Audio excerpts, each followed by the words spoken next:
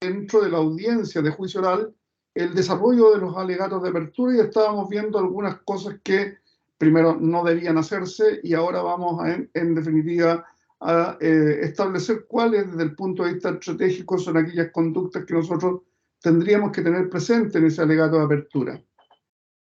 La primera consideración que tenemos que tener cuando redactamos el alegato de apertura es tener presente que los jueces del tribunal oral en lo penal no conocen el caso que se lleva a juicio, o por lo menos no lo conocen con los detalles que los conocen los intervinientes. ¿Y por qué razón?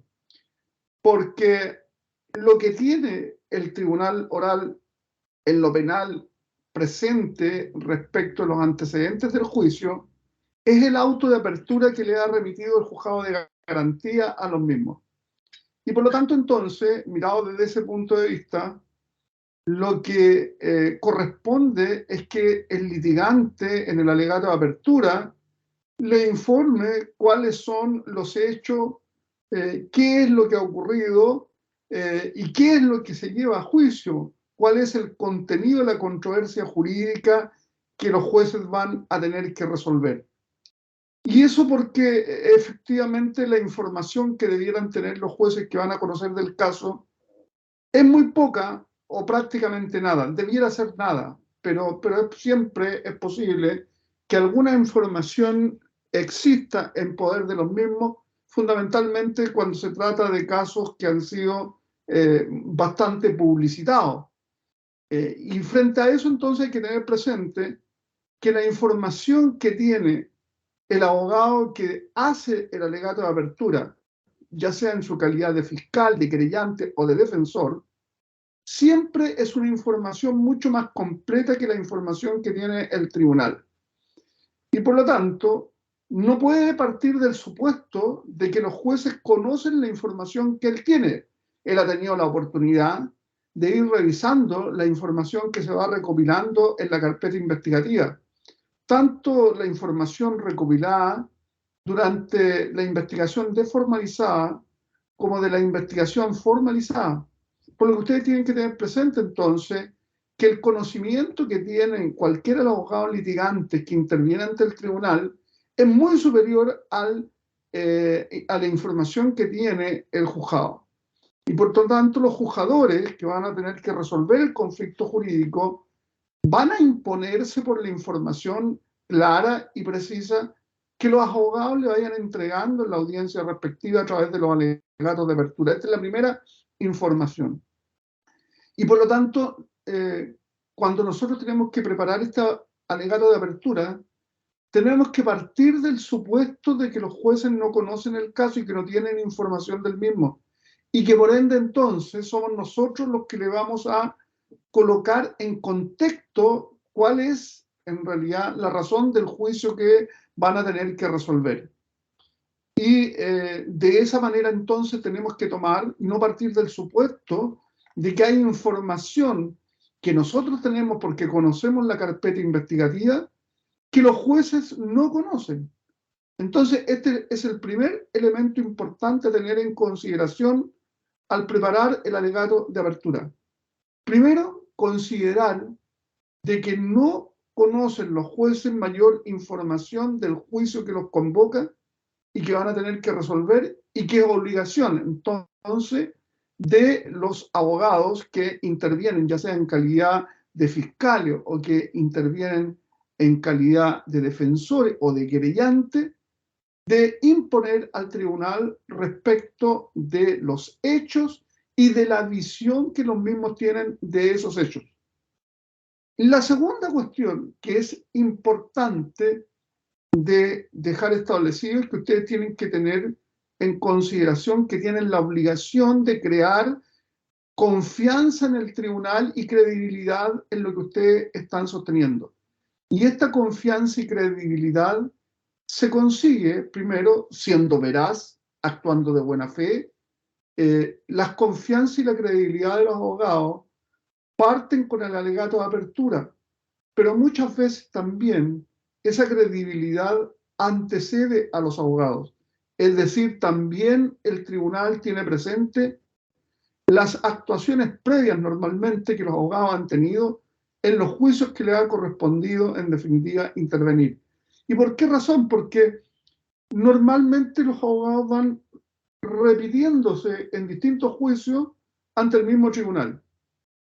Y por lo tanto, la credibilidad del litigante se construye en forma permanente. Pero indudablemente respecto del juicio, se construye primero con el alegato de apertura. ¿Y por qué es importante? Porque la teoría del caso que ustedes planteen tiene que crear en los jueces que van a resolver el conflicto jurídico suficiente convicción de que ella es creíble, de que ella es atendible. Por lo tanto, entonces, no se puede en el alegato de apertura, primero, faltar a la verdad. Y en segundo lugar, no se puede, en definitiva, construir una teoría del caso que con los antecedentes que se van a exponer no sean en realidad posibles de probar posteriormente durante el desarrollo del juicio, porque eso va a ir restando credibilidad primero al litigante y en segundo lugar restando credibilidad a la teoría del caso que él mismo pretende sustentar. Y por ende, entonces, lo más probable es que el tribunal esté bastante atento a cuáles son, en definitiva, estas promesas que eventualmente el litigante ha hecho en el alegato de apertura y que no ha sido capaz de cumplir posteriormente mediante la prueba que se rinde. ¿Qué consideraciones ahora debemos tener presente para el desarrollo de este alegato de apertura? La primera es que efectivamente aquí hay que presentar hechos. Lo que el litigante debe hacer es exponer los hechos al tribunal y evidentemente de esos hechos no puede hacer en definitiva conclusiones, porque si lo que le entrega al tribunal son conclusiones, esas conclusiones normalmente solo se pueden sacar una vez que se ha rendido la prueba respectiva y las conclusiones son propias del alegato de clausura, más no del alegato de apertura. Por esa razón es que es importante tener en consideración que en esta etapa, en el alegato de apertura, lo importante es que el litigante exponga en definitiva los hechos, los relate en forma coherente y le dé credibilidad a ese relato. No hacer afirmaciones que evidentemente requieran de antecedentes adicionales porque en definitiva están construidas por una conclusión que hace el fiscal o que hace en definitiva el defensor con el objeto en realidad de crear una convicción anticipada de lo que el tribunal debiera concluir una vez que reciba la prueba respectiva. Una segunda consideración que también es importante y que la hemos reiterado ya y la hemos planteado en varias oportunidades, el alegato de apertura no debe ser muy extenso. Nosotros hemos dicho que en casos muy complicados podría alcanzar un alegato de apertura no más de 30 minutos. Sin embargo, lo ideal, a pesar de que la norma legal no establece un límite, es posible que los jueces, en la regulación de ello, fijen un plazo de alegato de apertura para cada uno de los intervinientes. Hay que tener presente de que si eso ocurriera, lo más probable es que en el orden que los jueces en la facultad de dirigir en definitiva la audiencia respectiva, le van a fijar no más probable que no más de 15 minutos. De manera que es importante en el diseño del alegato previo, ustedes consideren de que difícilmente van a poder exceder los 15 minutos, sin perjuicio de poder pedir que se les dé un poco más de tiempo cuando ustedes entiendan que por ser una causa muy extensa y compleja requiera de una exposición un poco más larga, pero es importante tener presente que lo ideal es concentrar las ideas más importantes, estas ideas más importantes, en definitiva, exponerlas claramente y no hacer referencia a cuestiones que normalmente, más que ilustrar al tribunal sobre los hechos que deben juzgar, van a crear en definitiva confusión en el mismo. Por esa razón es que es importante tener en consideración que el alegato de apertura no debe ser muy extenso. Yo le he dicho siempre que más de 30 minutos hace que se pierda la concentración de los jueces, y si los jueces tienen que escuchar a muchos alegatos de apertura, imagínense que hubiera un fiscal, que hubiera un querellante, o que hubieran varios querellantes, que hubieran varios defensores, eso significa que el tiempo se va a repetir, y hay muchos hechos a lo mejor que no son controvertidos, y que a lo mejor basta con la exposición que hace respecto de esos hechos que no son controvertidos, la exposición que hace el fiscal, y no repetirlos después posteriormente, si nosotros vamos a hacer el último abogado defensor que se va a referir a la materia. ¿Por qué? Porque ya esos hechos han sido expuestos, han sido en definitiva colocados en conocimiento del tribunal, y la reiteración hace de que efectivamente se pierda la atención del tribunal en el alegato de apertura que ustedes van a formular. Otra cuestión que también deben tener en consideración en la redacción de ese alegato de apertura es que muy frecuentemente tanto los fiscales como los abogados incurren en definitiva en la emisión de opiniones que son personales. En otras palabras, se hace en definitiva en el alegato de apertura uso de expresiones que muchas veces constituyen la opinión personal de quien efectúa el alegato de apertura. Esto no tiene ningún valor para la exposición de la controversia jurídica que convoca el tribunal y para la resolución del mismo. ¿Por qué? Porque el tribunal, en definitiva, desde el primer minuto, acuérdense que están frente a jueces profesionales, a jueces que habitualmente están escuchando alegatos de apertura. Y normalmente los jueces se forman una opinión respecto de aquella situación cuando los abogados recurren, en definitiva, a opiniones que son personales y que no son compartidas. Yo en alguna oportunidad escuché claramente al tribunal, incluso posteriormente lo vi en la sentencia, que hizo presente de que en definitiva era una opinión del abogado lo que había sustentado en el alegato de apertura, opinión que por lo demás era una opinión jurídica que además el tribunal no compartía. De manera que una larga exposición por parte del abogado con apreciaciones de carácter jurídico fueron calificadas como una opinión jurídica, por supuesto, del abogado, y que por lo tanto no tenía mayor valor, y que el tribunal no se hizo cargo por constituir efectivamente solo una opinión del abogado, y que esa opinión del abogado además el tribunal no la compartía, de manera que la desechó prácticamente en la sentencia en dos líneas. Es importante tener presente que opiniones personales de los abogados litigantes no deberían, en definitiva, ser planteadas en el alegato de apertura.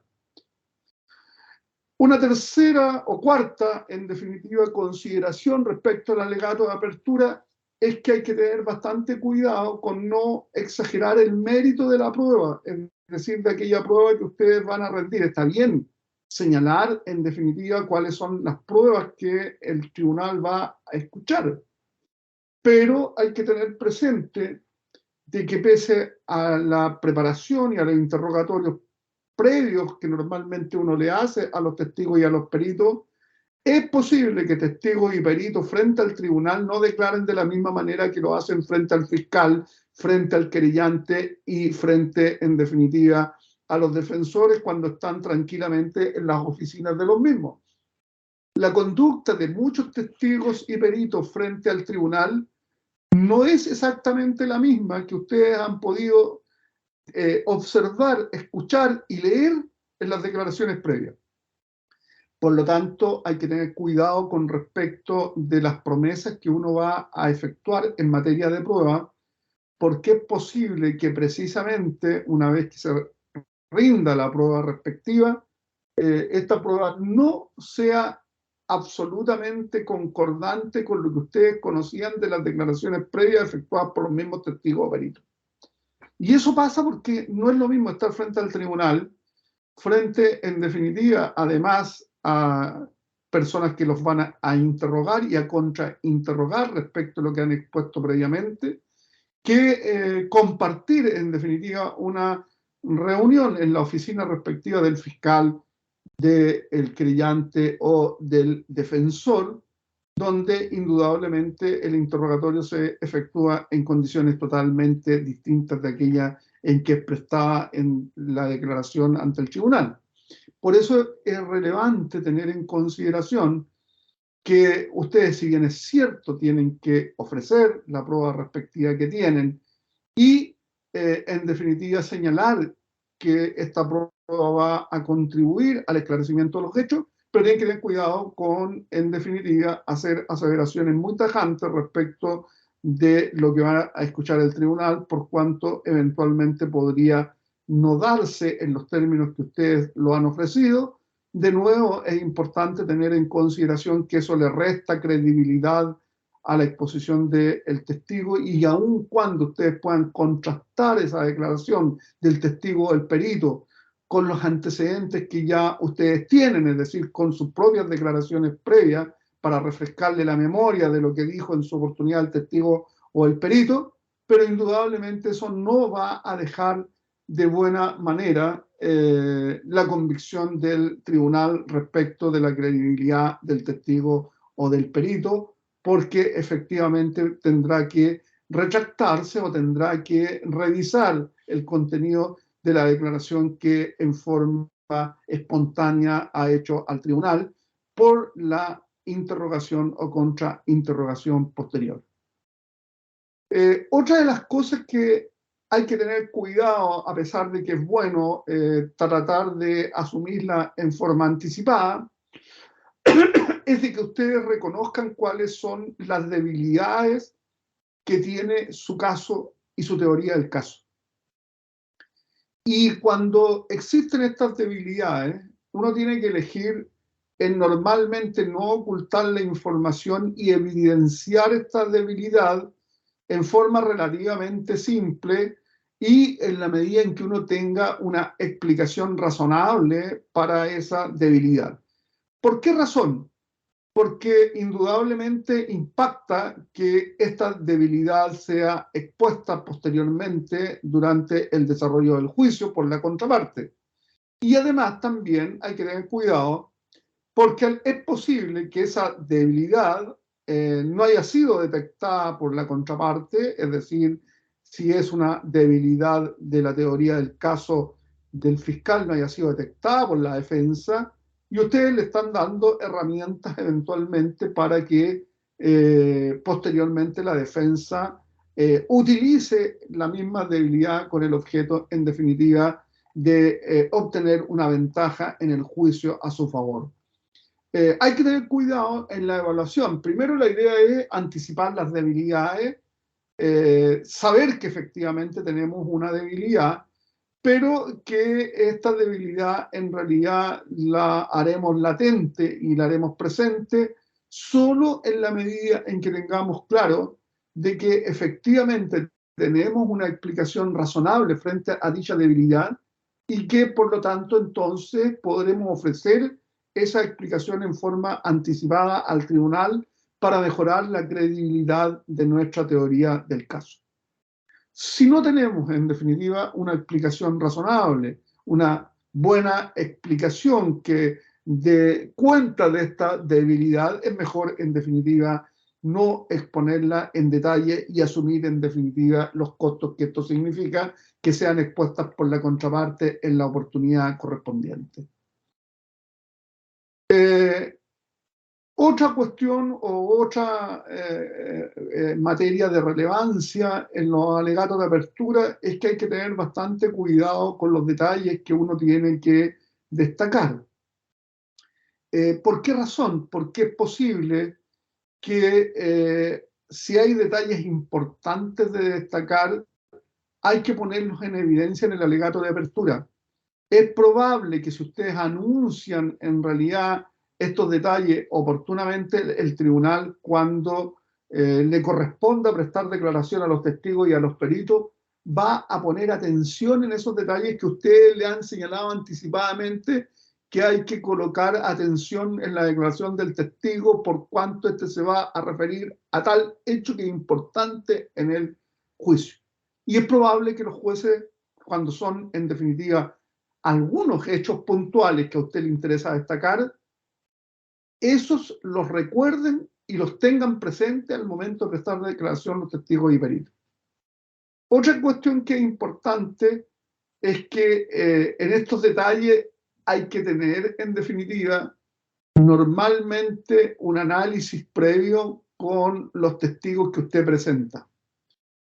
Siempre que se tratan de detalles que usted va a resaltar previamente en el alegato de apertura y que deben ser expuestos por alguno de los testigos que usted ha ofrecido respecto de la prueba, es importante repasar los antecedentes en forma previa con los testigos para que estos más o menos conozcan cuáles son las preguntas que se le van a formular al respecto y qué es lo que ellos deben destacar y precisar.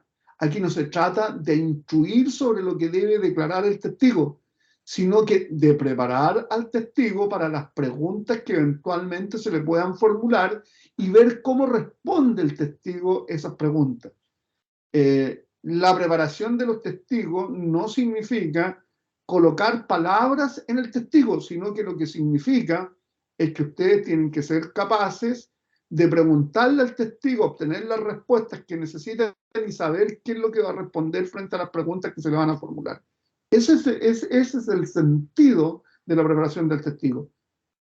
Extraer del testigo la información que ustedes necesitan, pero no entregarle información para que ellos, en definitiva, construyan una declaración sobre lo que van a prestar declaración. Recuerden que el testigo es testigo de los hechos, puede ser testigo presencial o puede ser testigo de oída, pero él tiene información que él tiene que evidenciar. Y lo que ustedes hacen en la preparación de los testigos es en realidad anticipar las preguntas que eventualmente se le puedan formular para conocer cuáles son las respuestas que los testigos eventualmente van a ofrecer frente a preguntas de ese tipo. Una tercera cuestión en relación a esto es que hay que tener presente que los testigos y los peritos, y ya lo hemos dicho previamente, puede ser que declaren de una manera distinta a como lo han hecho en realidad en las declaraciones previas prestadas ante el fiscal, ante el querellante, ante los defensores. ¿Y por qué razón? Porque nunca repiten exactamente lo mismo que han declarado en forma previa. Primero porque son muy pocos los testigos que guardan en definitiva sus declaraciones prestadas ante la policía, ante el fiscal, para repasarlas y revisarlas. ¿En qué testigo uno ve ese tipo de conducta? Fundamentalmente en los funcionarios policiales que declaran respecto de los hechos. ¿Por qué? Porque los funcionarios policiales tienen las copias de las declaraciones y entonces antes de concurrir al tribunal revisan las declaraciones y revisan lo que dicen que escucharon de los testigos para poder refrescar su memoria y poder en definitiva declarar en forma similar al contenido de esas actas que han confeccionado en forma previa. Pero eso no es propio de los testigos en general. A lo mejor un perito que se maneja en el tema y que ha evacuado un informe, es posible que se mantenga muy cercano al informe que ha redactado.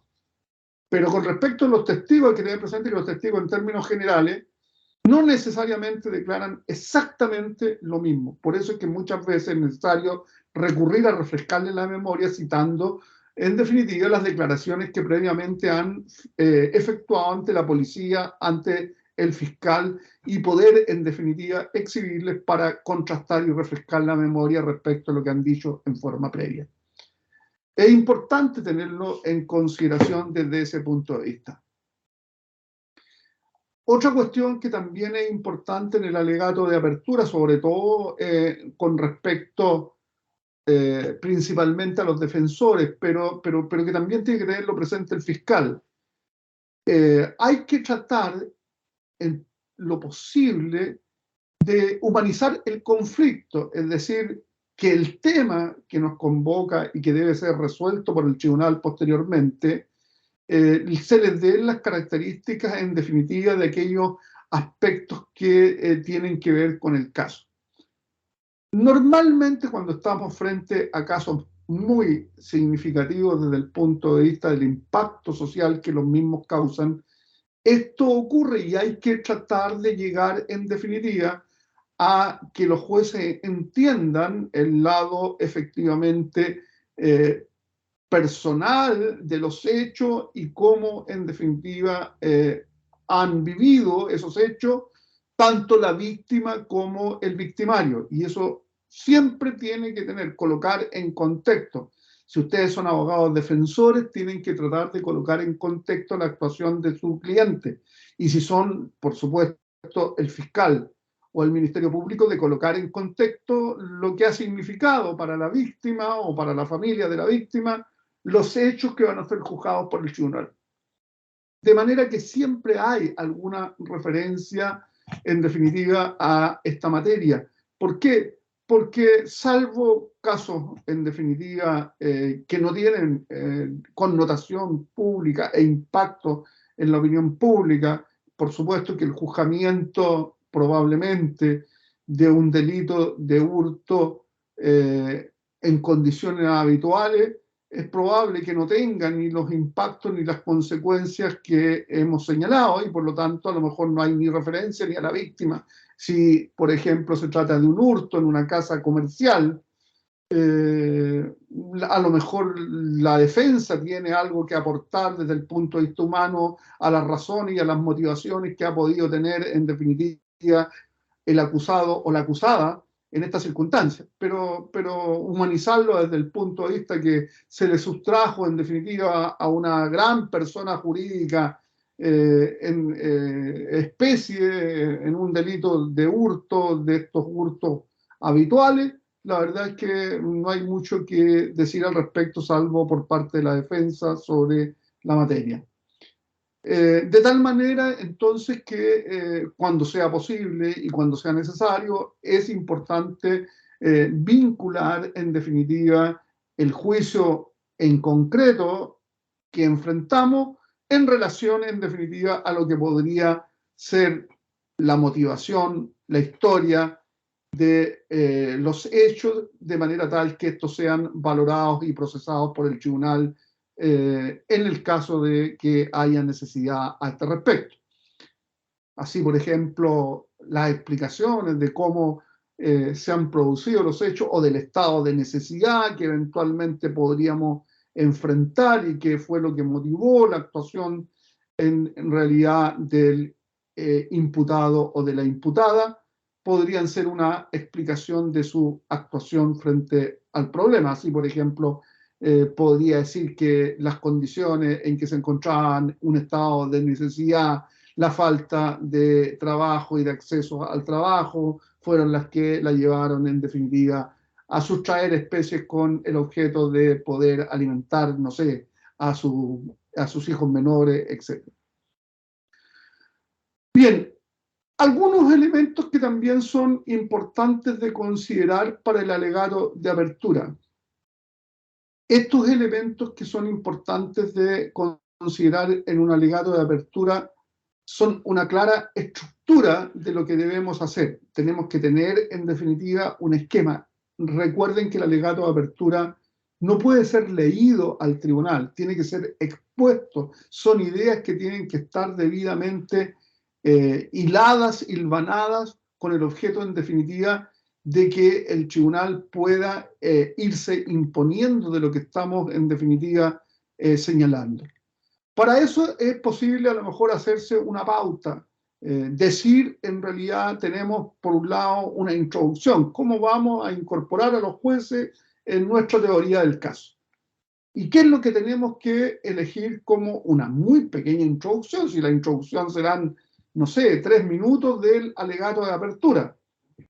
donde vamos a decir prácticamente el hecho esencial, qué es lo que nos convoca, por qué y por qué estamos frente al tribunal.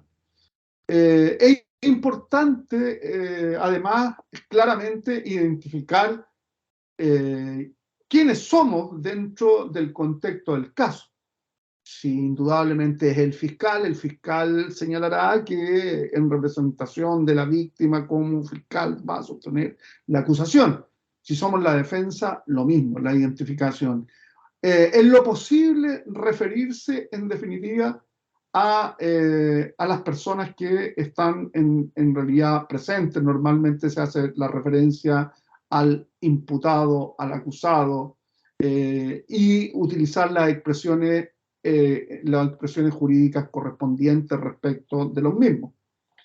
De manera que, en definitiva, cuando hacemos la identificación de cada uno de los intervinientes y de cada uno de los testigos o peritos que van a señalarse, es importante dejar en claro quiénes van a prestar declaración, quiénes son los que van a concurrir y qué es lo que van a hacer en definitiva al respecto.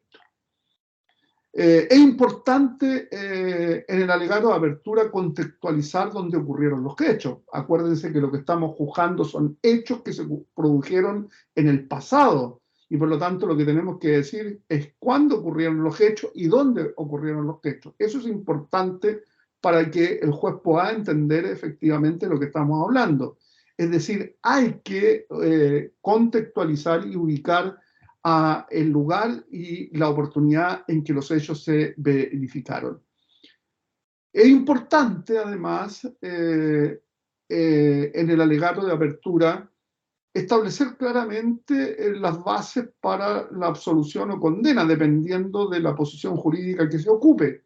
Y por lo tanto, entonces, es importante señalarle al tribunal cuál es el derecho que resulta aplicable a los hechos que son, en definitiva, juzgados.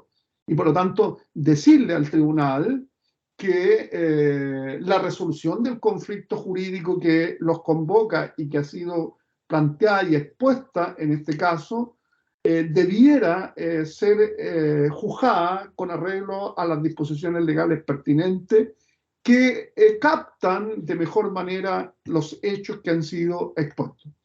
Y en virtud de esas disposiciones legales, ustedes tendrán que solicitar, por supuesto, la condena, si es que están en la parte acusadora, ya sea como fiscales o como querellantes, o bien solicitar la absolución, si es que eso corresponde en el caso que se encuentren, en definitiva, en la posición de la defensa.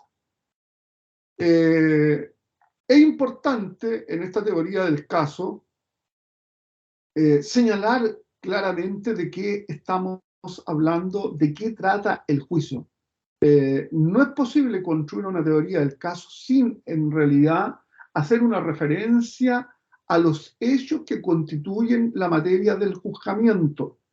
Por lo tanto, es importante señalar de qué se trata y en términos relativamente simples, para que el tribunal tenga claro cuáles son los hechos que se van a juzgar y conforme a eso construir la teoría respectiva. Es decir, lo que estamos juzgando en este caso es, en definitiva, la muerte de tal persona en determinadas circunstancias. Y estos hechos después diremos que son constitutivos o no son constitutivos del determinado delito. De un hecho, en definitiva, de un homicidio, de un cuasi delito de homicidio, o de un homicidio culposo, si ustedes quieren. Por lo tanto, entonces vamos a ir agregando los elementos que permiten, en definitiva, llegar a las conclusiones jurídicas finales por parte del tribunal. De manera tal que nosotros vamos, en definitiva, en la teoría del caso, a hacer un relato primero de los hechos, de las disposiciones legales, en definitiva, que resuelven el conflicto jurídico, y posteriormente nos vamos a hacer cargo de la prueba que vamos a presentar, con el objeto de que el tribunal pueda imponerse de qué prueba es la que se va a rendir, de qué se trata la prueba que va a ser ofrecida durante el juicio y por lo tanto cómo debiera esa prueba además ser valorada en la oportunidad legal correspondiente. Es importante tener presente que la labor de cualquiera de los intervinientes en el proceso penal requiere de la buena fe, como litigante. Como litigante, en realidad, lo que nosotros tenemos que hacer debe ser exponer claramente los antecedentes que cuenta, en definitiva, nuestra parte para la teoría del caso. Y esto, en realidad, no podemos alterarlo ni modificarlo de mala fe, pues con el objeto de tratar de sorprender a los demás litigantes y, por supuesto, también de sorprender al tribunal. Aquí de lo que se trata fundamentalmente es de obrar de buena fe, de ser un leal litigante, indudablemente exponer en forma veraz lo que tenemos que exponerle al tribunal, entendiendo que los roles de cada uno de los intervinientes son distintos y que por supuesto tenemos que abonar en definitiva esa teoría del caso, pero tenemos que hacerlo en forma leal, es decir, sin faltar a la verdad, sin en definitiva, desarrollar afirmaciones que no tienen fundamento de ningún tipo, ni siquiera en la interpretación o en la teoría del caso que nosotros en definitiva estamos sustentando. Eso es fundamental. Y volvemos a decir, eso es lo que crea credibilidad en la teoría del caso, en el juicio de que se trata, pero además va sentando la credibilidad de los litigantes en los procesos que eventualmente llevan adelante ante el mismo tribunal. De manera que es importante para ser un buen litigante ser capaz de transmitir verazmente lo que se quiere transmitir, veraz y lealmente. Es importante, en definitiva, tener en consideración eso al respecto. No puede, y en los casos en que no se tenga información, la lealtad obliga a decir que no se tiene información al respecto.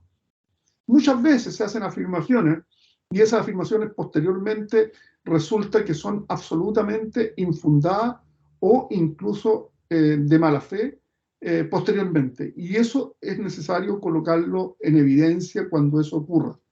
¿Por qué? Porque es importante en este caso tener en consideración que el alegato de apertura, en definitiva, que no requiere de ser probado en el instante mismo en que se está efectuando, sino que la prueba en general sobre el carácter del alegato de apertura es el juicio propiamente tal desarrollado posteriormente. Por lo tanto, este camino que nosotros hemos ido trazando, indudablemente se va a juzgar finalmente por la decisión que adopta el tribunal respecto de los hechos, de la prueba de los hechos y de la, en definitiva, apreciación jurídica de los mismos finalmente en la sentencia respectiva.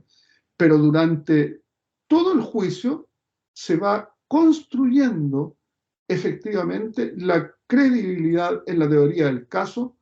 Por lo tanto, hay que ser desde el primer minuto lo más leal, transparente posible y además cumplir indudablemente con las obligaciones profesionales que le impone el rol a cada uno de los intervinientes en el proceso penal.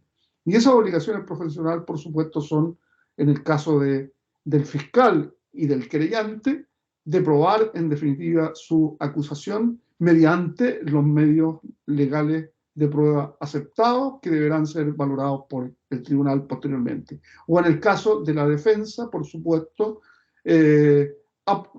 obtener la convicción suficiente respecto de la teoría del caso que el mismo sustente y rendir la prueba correspondiente para obtener, en definitiva, dicha decisión judicial que favorezca su teoría del caso. De manera que es importante tener presente entonces que lo que nosotros vamos a ofrecer en el alegato de apertura debe, en definitiva, cumplirse durante el juicio, porque esa es la única manera de que la credibilidad en nuestra teoría del caso eventualmente llegue al tribunal a la convicción de que debe, en definitiva, acoger las alegaciones que nosotros hemos formulado al respecto. Bien, Viendo conforme a eso, entonces, es importante tener presente que ustedes su teoría del caso ya la han construido, la tienen en definitiva construida, porque no es posible preparar un alegato de apertura sin tener una teoría del caso. O sea, antes que el alegato de apertura es la teoría del caso. Y no es que yo adecúe al alegato de apertura la teoría del caso, al revés. La teoría del caso que yo he fijado es la que justifica ese alegato de apertura posteriormente.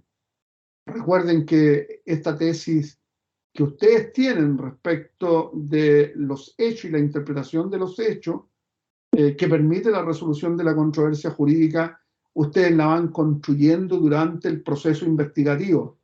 En el caso del fiscal, claramente esa teoría del caso debe estar definida antes de formular la acusación.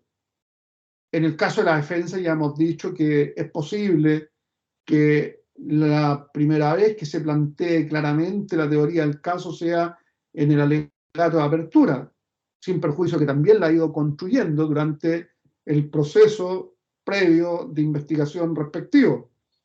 Pero es posible que la manifieste recién en el alegato de apertura. Normalmente la defensa, cuando se trata de casos importantes, de casos trascendentes, fija también su teoría del caso en la audiencia de preparación del juicio oral respectivo. ¿Y por qué razón? Porque aquí se va a discutir en la audiencia de preparación del juicio respectivo, se va a discutir la prueba y aquellos aspectos sobre los cuales se va a rendir prueba posteriormente en el juicio oral.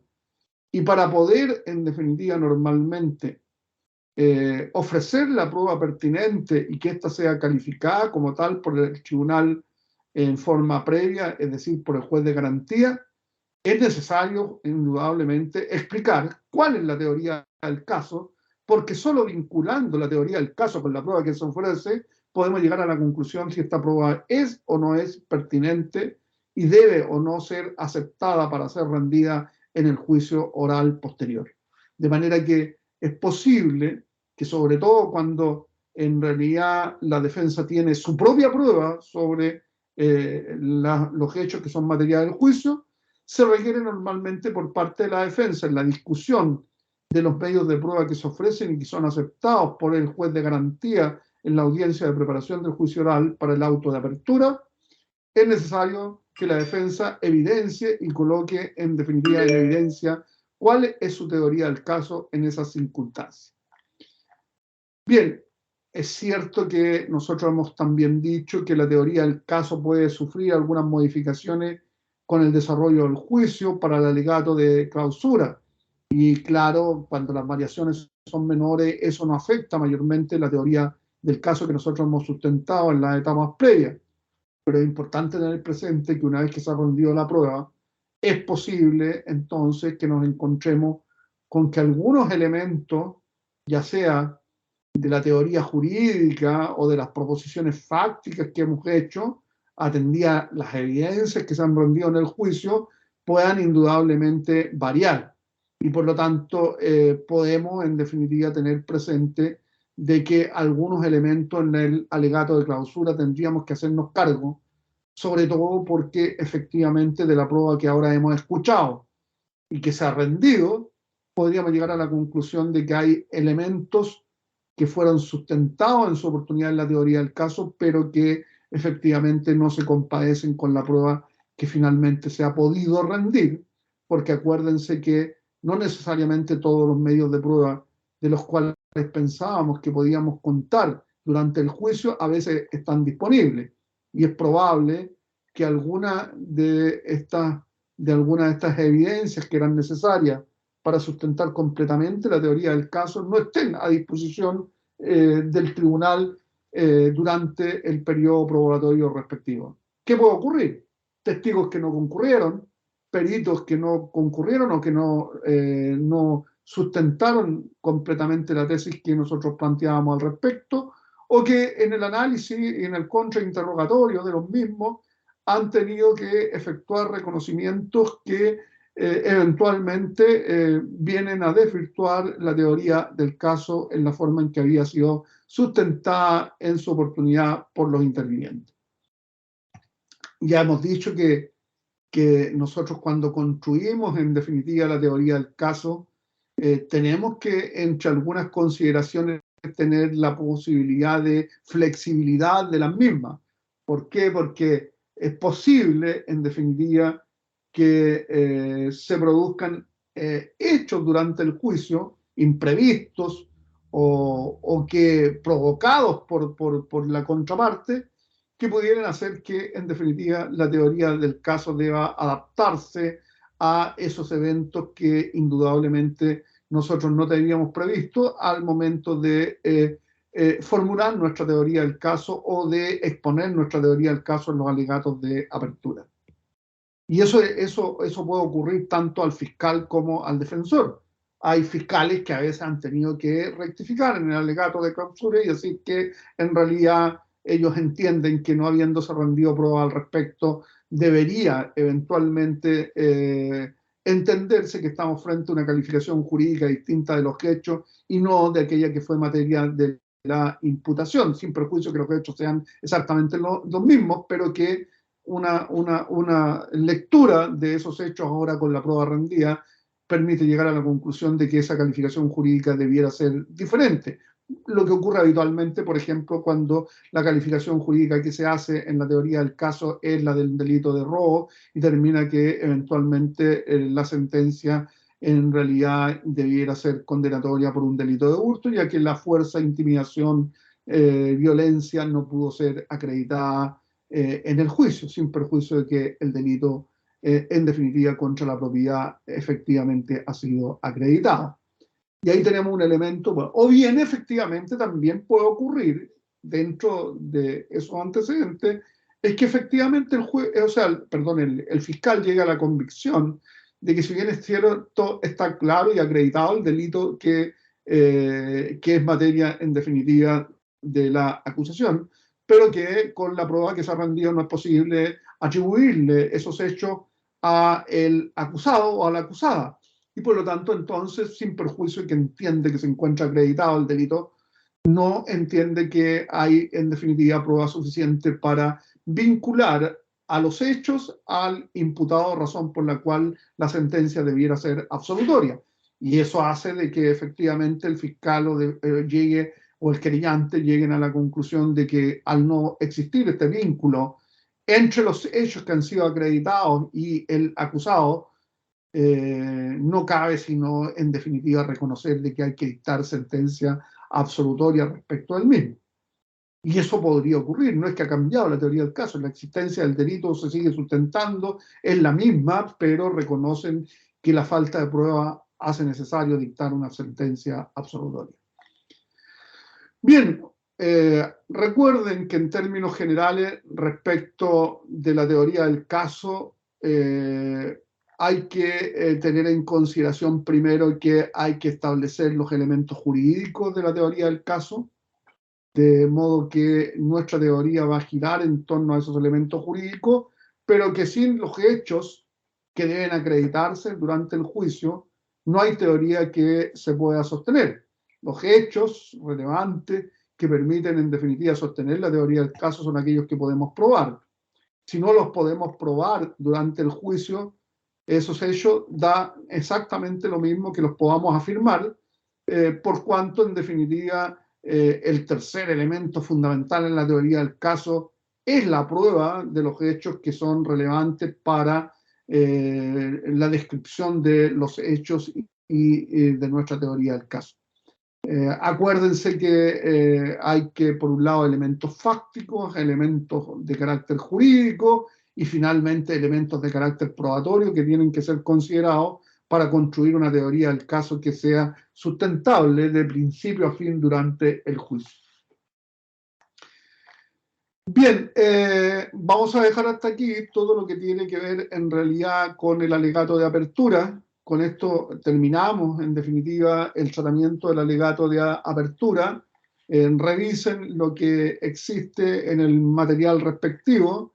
Voy a subirle algunas cosas más sobre alegatos de apertura para que puedan ir terminando además sus análisis respectivos. Y les recuerdo que además también conforme a lo que había solicitado Fernanda, si mal no recuerdo, le subí también una rúbrica para que puedan cotejar más o menos aquellas cuestiones que son relevantes para los efectos de la evaluación de los informes que van a entregar, tanto teoría del caso, alegato de apertura, la bitácora para aquellos que quieran agregar en definitiva alegatos de clausura también. Pero ahí tienen más o menos los parámetros y criterios para que ustedes puedan en definitiva tener en consideración respecto a los criterios de evaluación. Ya les dije que en realidad lo importante es que ustedes demuestren las competencias respectivas y que no se trata aquí fundamentalmente de que se aprendan todo lo que nosotros tenemos como material teórico, sino que ese material teórico lo lleven en realidad al análisis que ustedes van a realizar de cada una de las actividades que hemos en definitiva diseñado para la evaluación respectiva.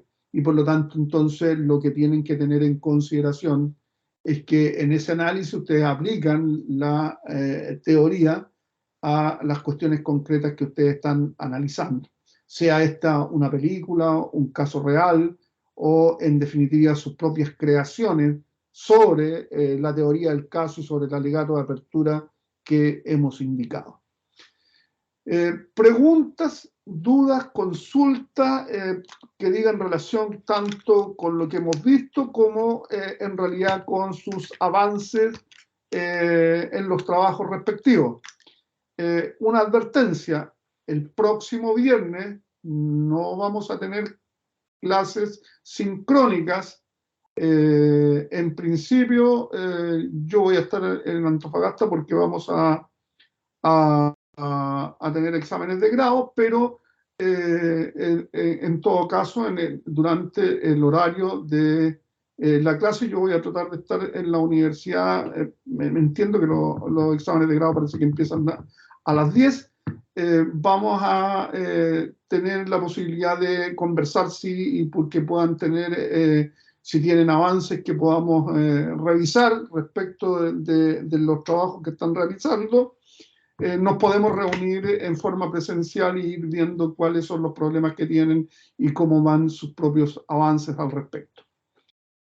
Bien, dudas, consultas, preguntas, inquietudes. Michelle, Carolina, cuénteme. Sí, profesor, yo tengo una duda. Bueno, yo escuché bueno, son 54 audios los que me enviaron, pero escuché los 2 primeros, que en realidad son como 4 horas los 2. Pero acá me surge la duda que al principio empiezan los relatos y ahí cuenta, por ejemplo, el Ministerio Público, el CERNAMEG, hay hartos sujetos que relatan los hechos. Esa ya vendría siendo la teoría del caso de cada parte. Yo tengo que elegir solamente una parte o en el, claro, solo de apertura, sí. ¿Esos alegatos de apertura tengo que todos considerarlo o elijo solamente una parte? A ver, para el análisis de los alegatos de apertura, usted los puede agrupar, pero si hay alegatos de apertura, por ejemplo, del Ministerio Público, usted sabe. Ahora, si hay un alegato de apertura de varios querellantes, yo tomaría uno solo de los querellantes y no todos los querellantes. Y para el análisis, elija el más completo y ese lo analiza. En el caso de los defensores, lo mismo. Basta con que tome uno de los defensores que le parezca el más interesante y ese lo analiza.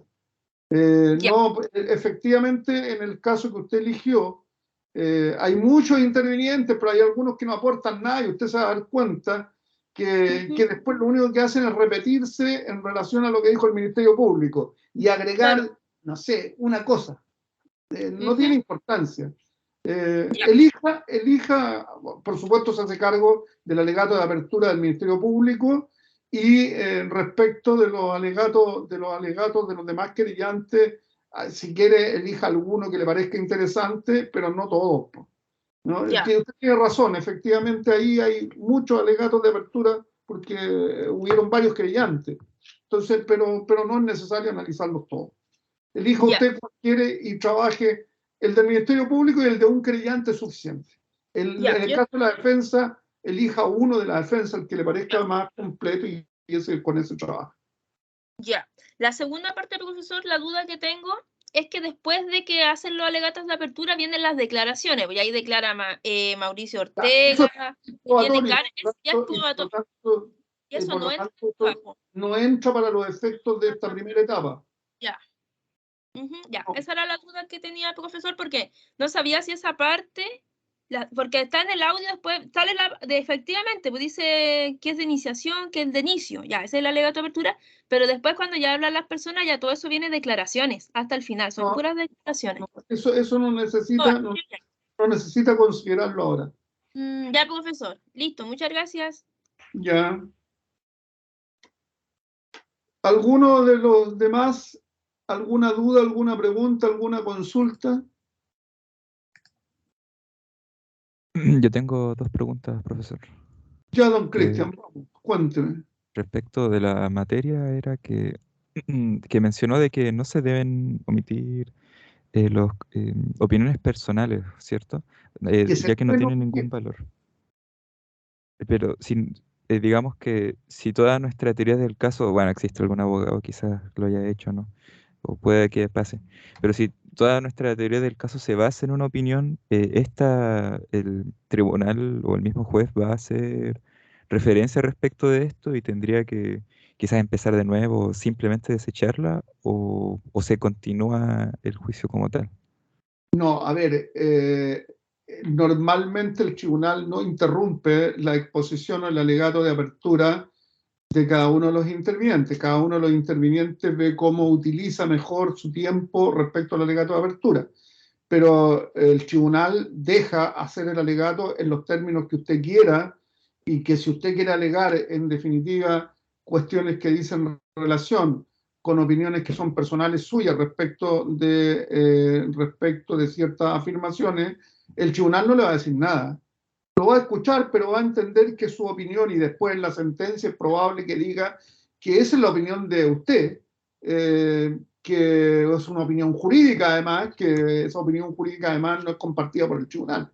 Eso puede ocurrir, pero cuidado porque cuando yo me refiero a que sean opiniones personales, yo diría que estamos hablando de opiniones personales que no tengan mayor justificación. Por ejemplo, la afirmación que podríamos hacer respecto de la actividad investigativa del fiscal o de la policía y decir que en realidad el fiscal y la policía casi no realizaron actividad investigativa, que todo tuvo que hacerlo el querellante y que es el querellante el que ha aportado en definitiva. Esas son opiniones y además no contribuyen mucho a la teoría del caso tampoco. Está bien, está emitiendo un juicio, es una opinión personal que yo la puedo plantear, pero la verdad es que en el alegato de apertura no pone ni quita esa opinión personal que usted tiene sobre la actividad del Ministerio Público y de la policía. Entonces, cuando nos referimos a opiniones personales, tiene que ver más con eso que con, en definitiva, de que en la teoría del caso usted no la construye con una opinión que tiene usted respecto a los hechos y de la calificación jurídica que le merecen los hechos. Eh, si se entendió de la otra manera, entonces valga la explicación porque no. Cuando nos referimos a opiniones personales, nos referimos a opiniones personales que en definitiva no tienen justificación alguna con respecto a la teoría del caso y a los objetivos del alegato de apertura. A eso me refiero con opiniones personales que no tendrían que ver con el alegato de apertura y con la estructura de un alegato de apertura, pero usted tiene derecho, indudablemente, en su teoría del caso, a tener la opinión que tenga respecto a los hechos y de la calificación jurídica. Y eso es su opinión. Yo podré no compartir la calificación jurídica que usted ha hecho, pero es legítima. O sea, conforme a los hechos que usted dice que existen, me explico, a ver, imagínese el fiscal planteando que estamos frente a un delito de homicidio con todas las calificantes de alevosía y premeditación. Y es la opinión que tiene el fiscal respecto de la apreciación de los hechos. Y usted después puede, como defensa, decirle que esa apreciación que tiene el fiscal, cuando en realidad no existe ningún elemento antecedente que le permita a usted llegar a la conclusión que hubo alevosía o premeditación. Y que en todo caso, si el fiscal así lo sostiene, tendrá que probar efectivamente los hechos que le permitan, en definitiva, efectuar la calificación jurídica porque normalmente ahí la defensa lo que va a hacer es que su teoría del caso es que el fiscal no va a ser capaz de probar, en definitiva, las alegaciones que ha formulado sobre alevosía y premeditación. ¿Se entiende, Cristian? Es decir, no tiene que ver con la teoría del caso y con la calificación jurídica que yo hago. Tiene que ver, en definitiva, con opiniones personales respecto, por ejemplo, de la calidad de la investigación. Podría tener que ver, en definitiva, con la labor de la policía, pero que en realidad no incide ni en los hechos ni en la calificación jurídica. Claro, sí, ahora entiendo mejor en esa parte. Gracias. ¿Ya? Y referente a la segunda pregunta del trabajo era que, en su opinión, o bueno, en el trabajo en sí, ¿es necesario conseguir los videos en la parte expositiva de la prueba? Porque tengo un caso acá en Antofagasta del top que no está, o sea, está solamente el alegato de apertura y el de clausura, aunque consiguiendo el rol está un Word que sale las partes declarando y la parte expositiva de los hechos, bueno, la parte de las pruebas. Entonces no sé si era necesario A ver, conseguirse el video de... lo que pasa es que en esta etapa usted no necesita los audios de la prueba propiamente tal. Ahora, respecto de eso, no va a haber video normalmente. Lo que va a encontrar son los archivos del tribunal y los archivos del tribunal son audio. Y por lo tanto, lo que usted podría tener posteriormente, para la etapa en que sí tienen importancia los audios, lo mismo que le decía a Carolina, hoy día los audios de la prueba no le interesan.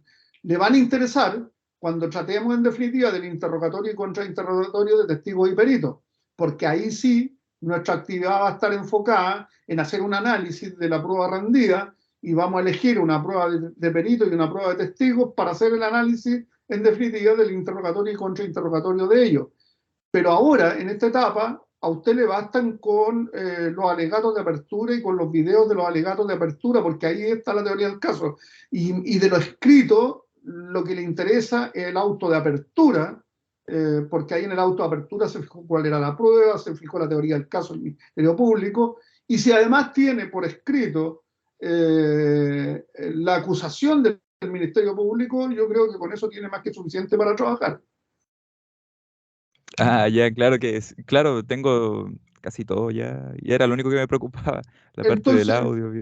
no, los audios no los necesita para esta primera etapa. Ya, Pues, si tiene los videos de los alegatos de apertura, es suficiente con los videos. Porque eso es cierto, ¿eh? Y lo que a usted le pasó, Cristian, es que efectivamente hay algunos videos de los alegatos de apertura de varios juicios, de muchos juicios, que la propia canal de televisión del Poder Judicial los ha subido a YouTube.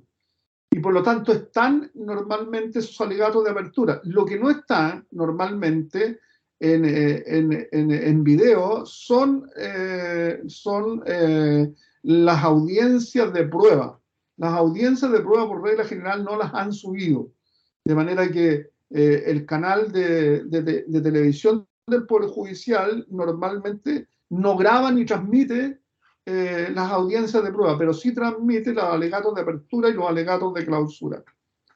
Entonces, ahora, ¿cómo se suple la falta de video en esa materia? Habría que suplirla exclusivamente mediante los audios de la prueba, que hay que pedírselo al tribunal respectivo.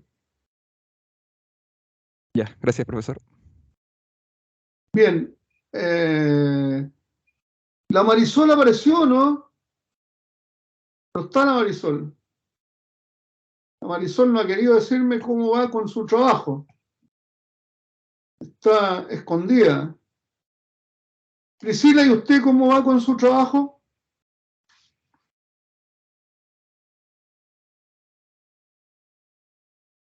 No está la Priscila. Matías. Buenos días, profesor. Buenos días. ¿Cómo está, don Matías? Estaba haciendo la teoría del caso y bueno, como le había explicado, estoy en una película que su jurisprudencia ya es de Estados Unidos, así que estaba viendo cómo identificar los tipos y las figuras jurídicas que tiene el ordenamiento chileno con el de allá, en cuál se parecen y cómo llevar el caso al sistema chileno.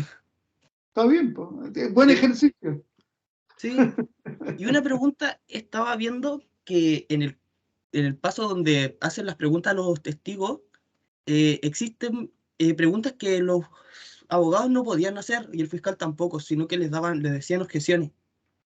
¿Eso también se toma? No, Matías, no, Matías. La misma advertencia. Para esta etapa de lo que ustedes están haciendo y preparando, no tiene que considerar la prueba, porque la prueba la vamos a tratar para la segunda actividad que vamos a hacer, donde vamos a ver interrogatorio y contrainterrogatorio de testigos y peritos. Y por lo tanto, no tiene que hacerse cargo ahora de la prueba. Vamos a ver que efectivamente, ¿por qué? Porque efectivamente tendremos que estudiar las preguntas que son pertinentes o impertinentes y la objeción al interrogatorio de los testigos y peritos. Pero eso lo vamos a ver para la segunda parte. Ahora, hasta lo que nos interesa son la etapa previa a la prueba. ¿No? Ya, profesor. No, sí, ya. Entonces, tengo que cambiarlo al sistema chileno más que nada. Eso sí, eso sí es absolutamente pertinente para que usted en el análisis pueda referirse en definitiva a nuestro sistema en relación a lo que usted está viendo en la película y analizando. Ya, pues. Bien. Eso Michelle, ¿usted? ¿Cómo vamos? ¿Yo?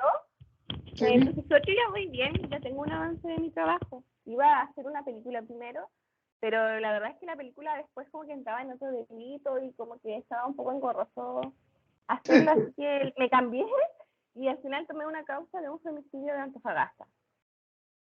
Ya, perfecto. Así que sí, ya tengo avanzado mi trabajo yo. Ya, bien. Profesor, ¿Quién me habló? yo Geraldine. Dígame. Mire, yo le había hablado antes que todavía no elegía el caso y todo el tema y me sugirió hacer uno de Antofagasta. Ya lo escogí y estaba en el proceso de escuchar el alegato de apertura. Me llamó la atención lo que usted mismo ahora acaba de pasar en la clase, que en mi caso hay solamente testigos no directos, o sea, por ejemplo, no son testigos presenciales del hecho, porque es un femicidio en Antofagasta. Ya, Bueno, esos testigos no presenciales, bueno, yo estoy haciendo la parte del Ministerio Público, de la Fiscalía.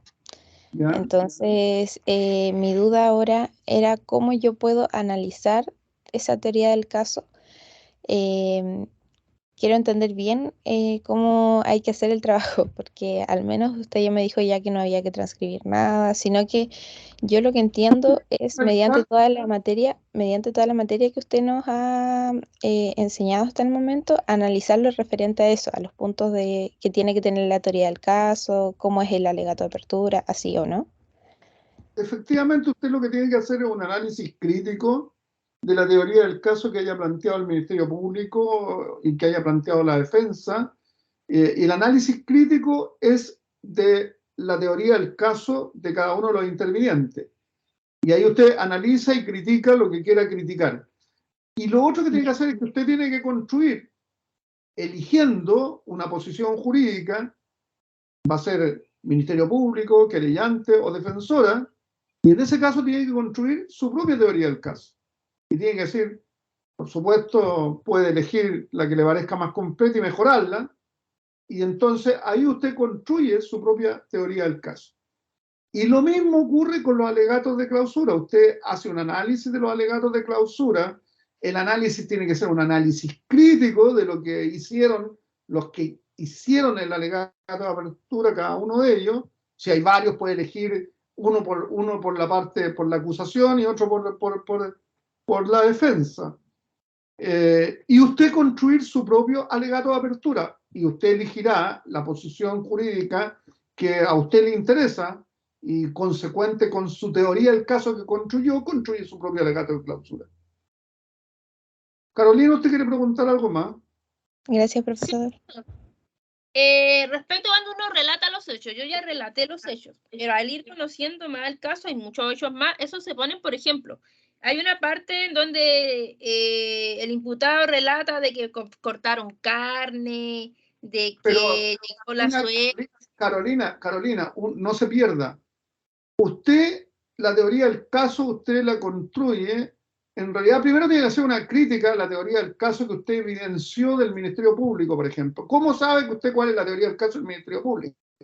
Porque usted se va a leer la acusación y va a escuchar el alegato de apertura. Y eso usted ahí va a decir, ah, esta es la teoría del caso del Ministerio Público. Y eso usted tiene que analizarla y criticarla.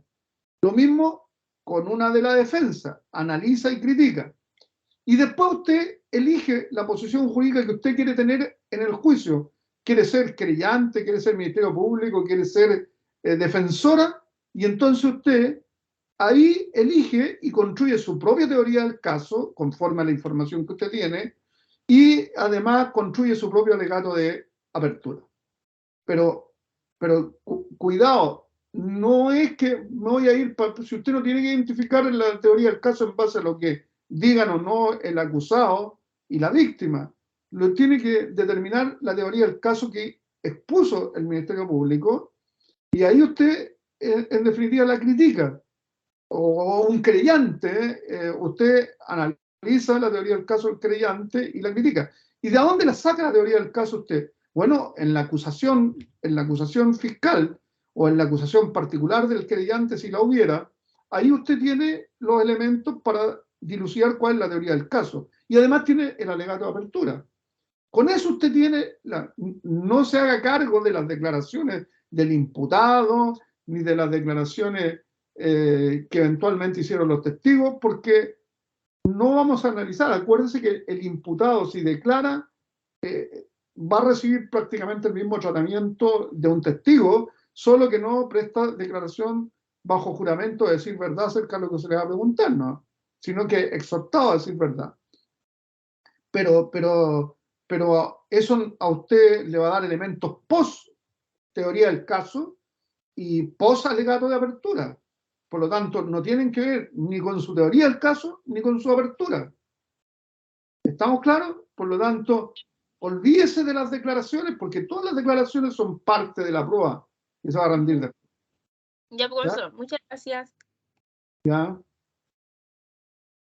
Bien, ¿alguna otra consulta o duda? ¿Alguno de los presentes? La Priscila, llegó la Priscila. ¿Cómo vamos, Priscila? Otra vez se me escondió. ¿Quién es usted? ¿Cómo va?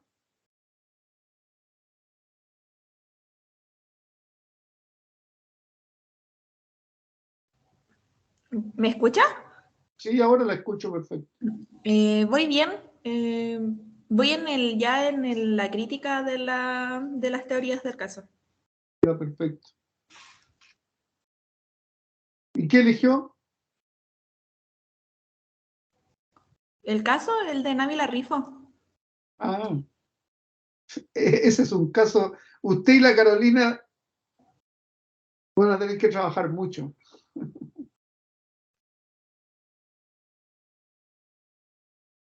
Fernanda, ¿y usted?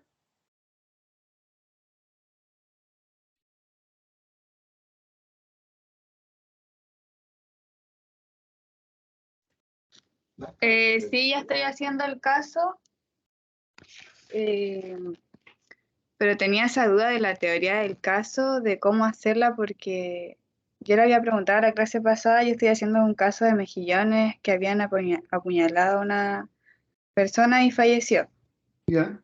Y yo tenía esa duda porque decía cómo voy a hacer la teoría del caso si ya está ahí y era como difícil imaginarme otra teoría del caso, pero ahora es criticar la teoría del caso. Usted hace una crítica a la teoría del caso que usted ve del fiscal, del Ministerio Público y del defensor, pero además tiene que construir su propia teoría, usted tiene que inventarse la suya, porque si la va a criticar es porque le va a encontrar defectos, y si la va a encontrar defectos, usted puede hacer una que mejore y corrija los defectos que usted le encontró.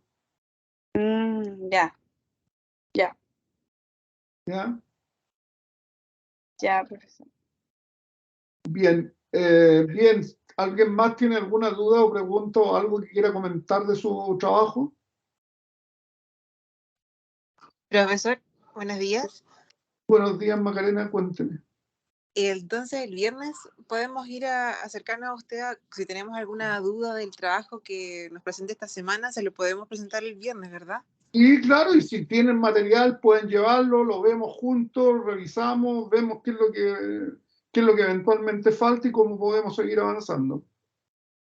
Profesor, ¿eso sería después del examen de grado? No, tiene que ser antes del examen de grado, a la hora de clase, a las 8:30, 8:15. Ah, ya, profesor. Muchas gracias. Ya, hasta luego.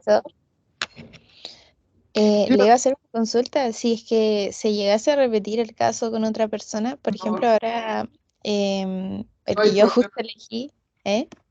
No hay ¿Qué problema, pasa? pueden tomar el mismo caso distinta.